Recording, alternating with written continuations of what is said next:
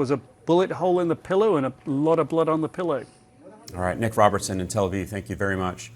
Joining me now is Senator Michael Bennet, Democrat of Colorado and a member of the Senate Intelligence Committee. Senator, thank you so much for joining us this evening. I want to start on Israel and Gaza. You heard the president there saying that the way that Israel has been waging its war in Gaza over the past 4 months now is over the top, in his words. Do you agree with that?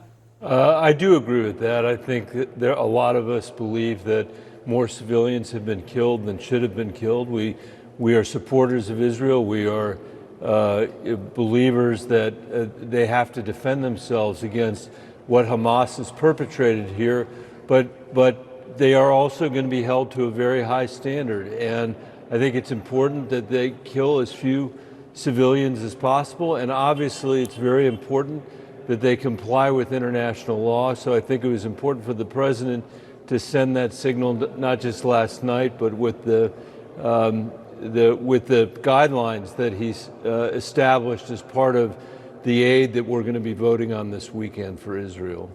And those guidelines are that anybody receiving aid should abide by U.S. law and international law as well. Senator, I want to ask you about Rafah and the plans that Israel may have to expand their military operation to the southernmost tip of the Gaza Strip. As you know well, there are around 1.3 or 1.4 million Palestinians who have sought refuge in Rafah. Many of them have nowhere else to go. So what pressure do you think the administration should now be putting on Israel to make sure that those civilians who are so desperate are not in harm's way as Israel presses forward? I think that we have a moral obligation to those civilians. I think Israel has a moral obligation to those civilians.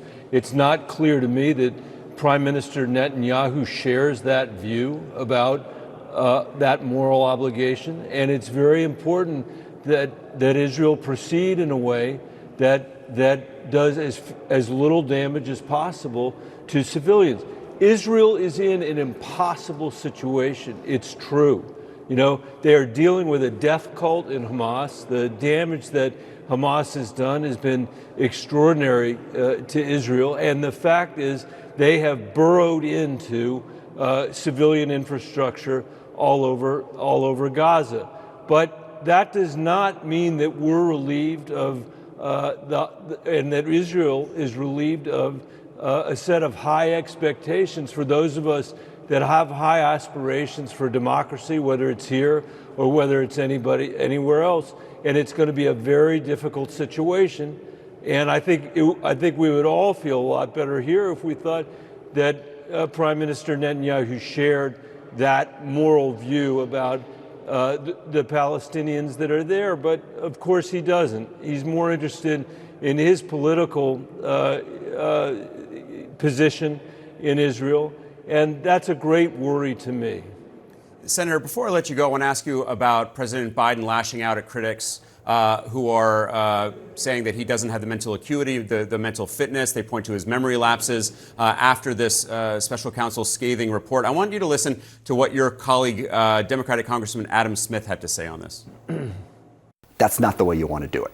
Okay, I think we can all agree on that. He was angry, he was frustrated by what came out. There was not a prepared, clear agenda of, okay, here's my explanation, here's what I'm doing, and it didn't go well. Okay, there's no doubt about that. That needs to get better.